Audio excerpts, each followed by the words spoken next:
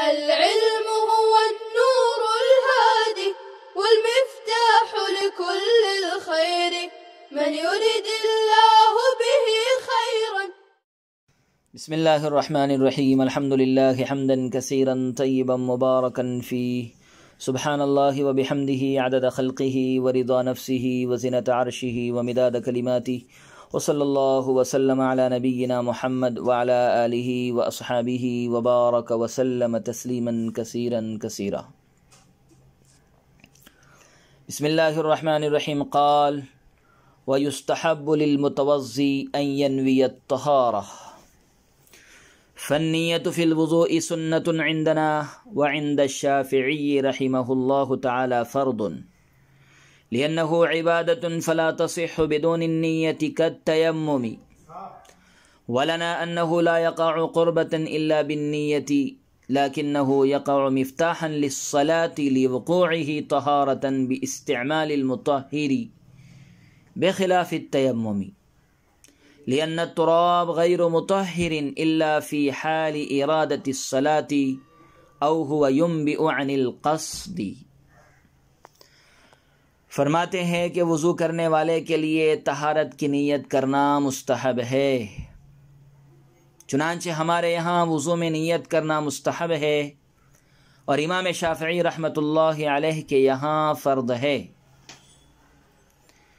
اس لیے کہ وضو ایک عبادت ہے، لہذا بغیر نیت کے صحیح نہیں ہوگا، جیسا کہ تیمم۔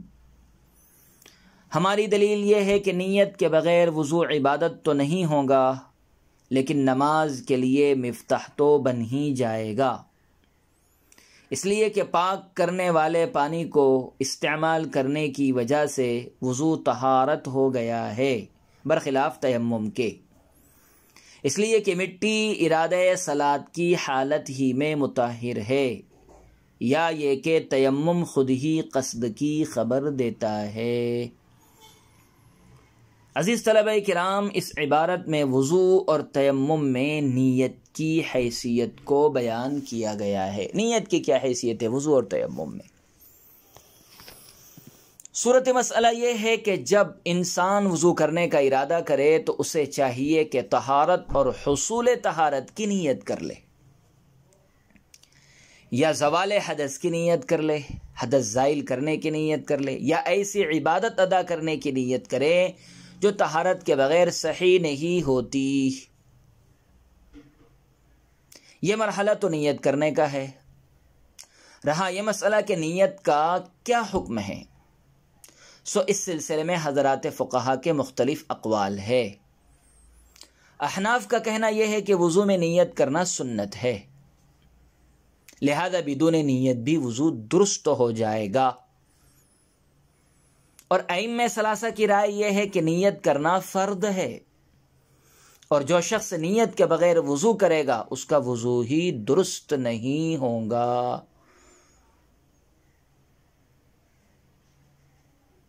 ان حضرات کی پہلی دلیل حدیث انما الاعمال بالنیات ہے، اور وجہ استدلال یہ ہے کہ الاعمال سے پہلے تصح فعل مقدر ہے، اور حدیث پاک کا مفہوم یہ ہے تمام اعمال کی صحت اور عدم صحت کا دار و مدار نیت پر ہے، نیت ہوگی تو عمل صحیح، نیت نہیں تو عمل درست نہیں۔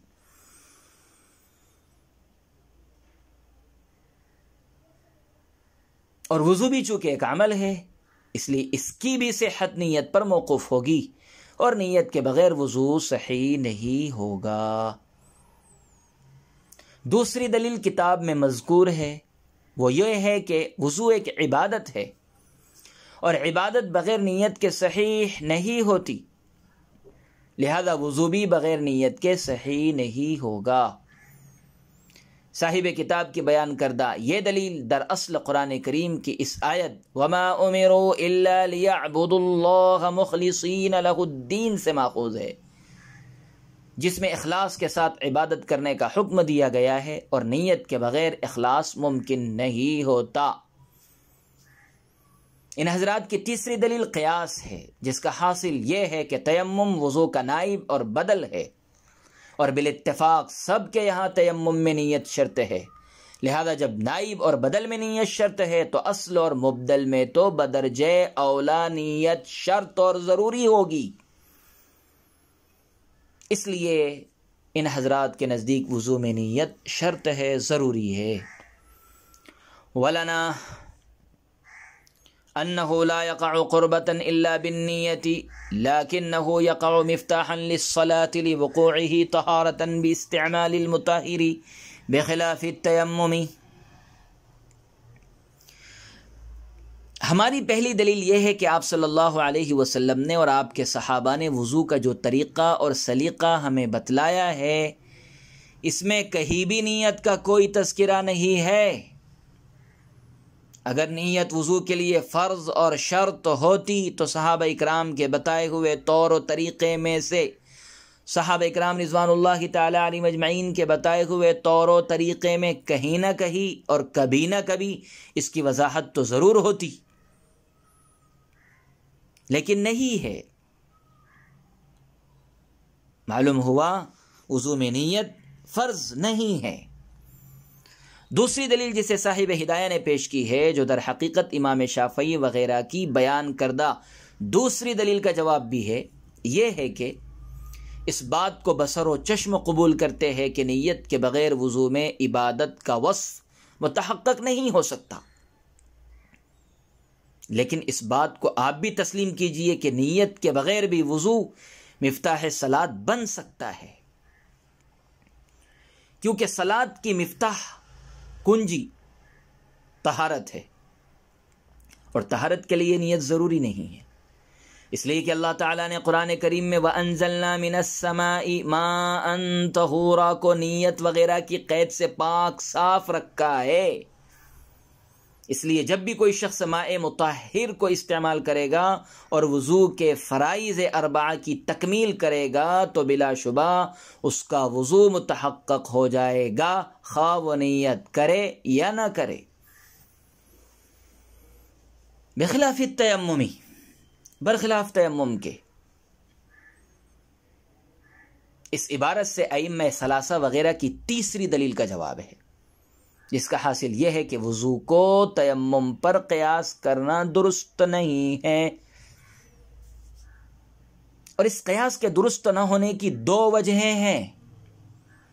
پہلی وجہ یہ ہے کہ اللہ تعالیٰ نے پانی کو طاہر اور مطہر دونوں بنایا ہے، اور مٹی طاہر تو ہوتی ہے مگر مطہر نہیں ہوتی. یعنی جس طرح پانی اپنی حقیقت اور اپنی بناوٹ کے اعتبار سے پاک بھی ہوتا ہے اور پاک کرنے کی صلاحیت بھی رکھتا ہے، مٹی میں یہ وصف معدوم ہوتا ہے. البتہ پانی نہ ملنے کی صورت میں ارادہ صلاۃ کے وقت خلاف قیاس مٹی کو مطہر بنا دیا جاتا ہے، جسے فقہا کی اصطلاح میں امر تعبدی کہا جاتا ہے. اور نیت کے بغیر امر تعبدی کا تحقق نہیں ہو سکتا، اس لیے تیمم میں نیت شرط اور ضروری ہے. لیکن اس ضرورت کو وضو کے لیے ضروری نہیں قرار دیا جا سکتا ہے. دوسری وجہ یہ ہے کہ تیمم کے لغوی معنی ہے قصد کرنا، ارادہ کرنا، اور چونکہ امور شرعیہ میں لغوی معنی کی رعایت کی جاتی ہے، امور شرعیہ میں لغوی معنی کی رعایت کی جاتی ہے، اور قصد ارادے ہی کا نام نیت ہے، اس لیے تیمم میں نیت کو مشروط کیا گیا اور وضو کو اس سے پاک رکھا گیا.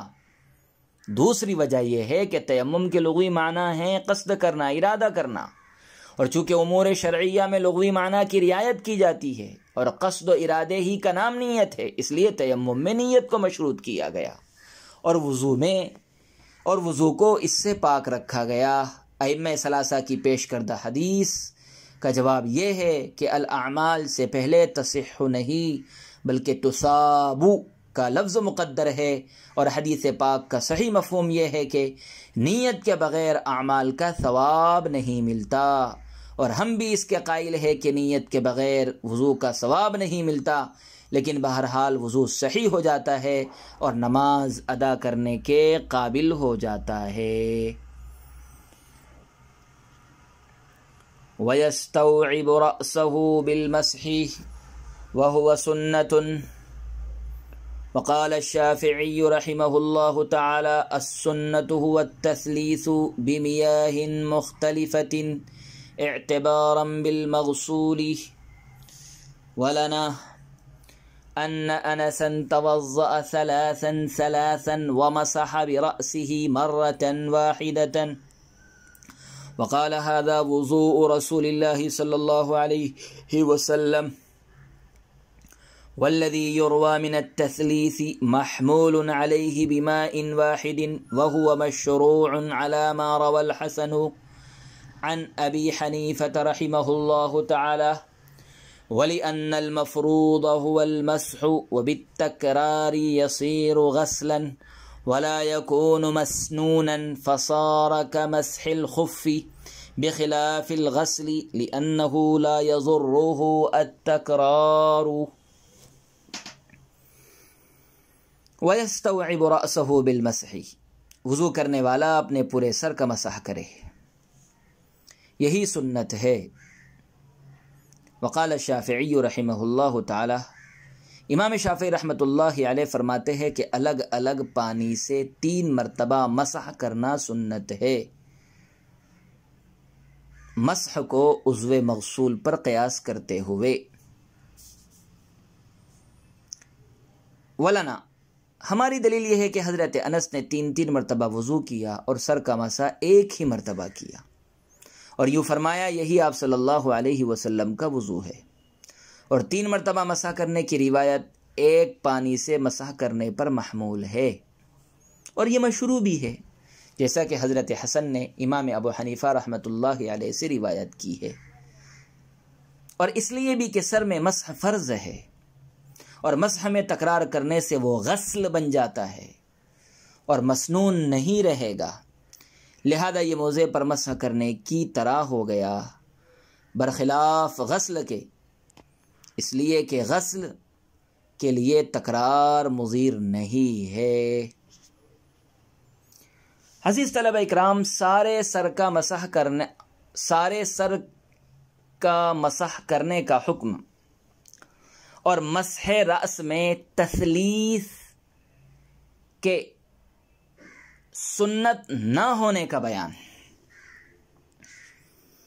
صورت مسئلہ یہ ہے کہ وضو کی سنتوں میں سے ایک سنت یہ بھی ہے کہ متوضی وضو کرنے والا اپنے پورے سر کا مسح کرے، یعنی چوتھائی سر کا مسح کرنا تو فرض ہے اور پورے سر کا مسح کرنا مسنون ہے، اور اس سنت میں ہمارے یہاں تثلیث نہیں ہے۔ فعل مسح کو 3 مرتبہ دہرانا ہمارے نزدیک سنت نہیں ہے، البتہ امام شافعی کے یہاں استیعاب کے ساتھ ساتھ الگ الگ پانی سے تثلیث بھی مسنون ہے۔ امام شافعی کی دلیل قیاس ہے، وہ فرماتے ہیں کہ جس طرح اعضائے مغسولہ یعنی ہاتھ، منہ اور پاؤں وغیرہ کو الگ الگ پانی سے 3 مرتبہ دھونا مسنون ہے، اسی طرح الگ الگ پانی سے 3 مرتبہ سر کا مسح کرنا بھی مسنون ہوگا۔ ہماری دلیل وہ حدیث ہے جو حضرت انس ابن مالک کے حوالے سے کتاب میں موجود ہے اور جس میں صرف 1 مرتبہ مسح کا تذکرہ ہے۔ اس کے علاوہ مصنف ابن ابی شیبہ میں حضرت علی کی ایک روایت موجود ہے جس میں بھی 1 ہی مرتبہ آپ صلی اللہ علیہ وسلم کے مسح کا تذکرہ ہے۔ روایت کے الفاظ یہ ہے، عن علی رضی اللہ عنہ ان النبی صلی اللہ علیہ وسلم كان يتوضأ ثلاثا الا المسح فانه مرة، یعنی آپ صلی اللہ علیہ وسلم مسح کے علاوہ وضو کے ہر عضو میں تثلیث کا عمل کرتے تھے۔ اس کے علاوہ ابو داؤد شریف میں حضرت ابن عباس اور دار قطنی میں حضرت عثمان رضی اللہ عنہم سے بھی 1 ہی مرتبہ مسح کرنے کی روایت موجود ہے جو مسلک حنفی کی مؤید ہے۔ والذی یروى من التثلیث محمول علیہ بماء جدید وهو مشروع على ما روى الحسن عن ابی حنیفہ رحمہ اللہ تعالی۔ اس کا حاصل یہ ہے کہ بعض روایات میں آپ صلی اللہ علیہ وسلم سے جو 3 مرتبہ مسح کرنا نقل کیا گیا ہے، اس کے علماء نے مختلف توجیحات بیان فرمائی ہے۔ تثلیث ایک ہی پانی سے تھی، پہلی وجہ یہ بیان فرمائی کہ وہاں تثلیث 3 مرتبہ کرنا 3 الگ الگ پانی سے نہیں، ایک ہی پانی سے تھا، اور امام ابو حنیفہ سے ایسا منقول بھی ہے۔ دوسری توجہ یہ ہے کہ الگ الگ 3 پانی سے مسح کرنا آپ کا دائمی معمول نہیں تھا، بلکہ گرمیوں میں کبھی کبھار آپ ایسا کر لیا کرتے تھے۔ ہماری دوسری دلیل یہ ہے کہ سر میں مسح فرض ہے نہ کہ غسل۔ سر میں مسح کرنے کا حکم ہے، غسل دھونے کا حکم نہیں ہے۔ اب اگر ہم مسح میں تسلیس اور تکرار مان لیں، 3 مرتبہ مسح کرنے کو ضروری قرار دیں، سنت قرار دیں، تو یہ مسح نہیں رہے گا بلکہ غسل ہو جائے گا، جو کہ شریعت کے اصول، صاحب شریعت کے معمول اور ناقلین شریعت کی نقل اور ان سے منقول امور کے خلاف ہے۔ پھر یہی نہیں بلکہ اور جگہ بھی جہاں مسح کا حکم ہے وہاں بھی تسلیس نہیں ہے۔ چنانچہ اگر کوئی شخص خفین چمڑے کے موزے پہنے ہوئے ہو تو پیروں کے متعلق اس کے لیے حکم یہ ہے کہ وہ غسل کے بجائے مسح کرے، مسح علی الخفین، اور یہ مسح بھی صرف ایک بار کرے۔ لہذا جس طرح مسح خف میں تسلیس نہیں، اسی طرح مسح رأس میں بھی تسلیس نہیں ہوگی۔ اگر آپ یہاں تسلیس مانتے ہیں تو وہاں پر بھی تسلیس مانیے۔ البتہ غسل میں تسلیس ہوگی، غسل وجہ، غسل یدین، غسل رجلین میں تسلیس ہوگی، اور وہ اس لیے ہوگی کہ تکرار اور تسلیس غسل کے لیے مفید ہے نہ کہ مضر، اور مسح میں تسلیس مفید نہیں بلکہ مضر ہے۔ فعل مسح کو وہ غسل سے بدل دے گی اور یہاں پر بدلنا لازم آئے گا جو درست نہیں ہے، اس لیے مسح میں ہم تسلیس کے قائل نہیں ہیں، غسل میں تسلیس کے قائل ہے۔ وصلی اللہ وسلم علی نبینا محمد وعلی آلہ واصحابہ وبارک وسلم تسلیما کثیرا کثیرا۔ ولا تعجل بالقرآن من قبل أن يقضى إليك وحيه وقل رب زدني علما۔